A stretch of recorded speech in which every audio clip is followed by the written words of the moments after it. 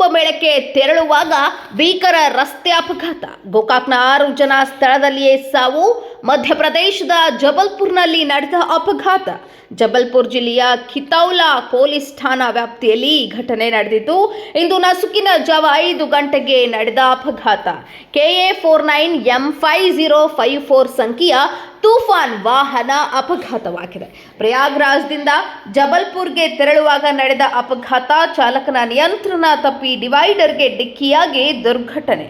6 ಜನ ಸ್ಥಳದಲ್ಲಿಯೇ ಸಾವು. 2 ಸ್ಥಿತಿ ಗಂಭೀರವಾಗಿದೆ. ಗಾಯಗೊಂಡ 2ರನ್ನು ಜಬಲ್ಪುರ ಜಿಲ್ಲಾಸ್ಪತ್ರೆಗೆ ದಾಖಲಿಸಲಾಗಿದೆ.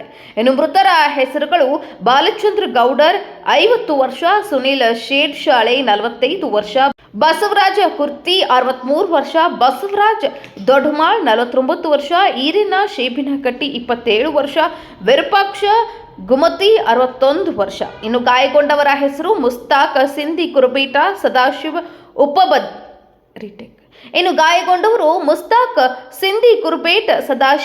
ಉಪದಲ್ಲಿ.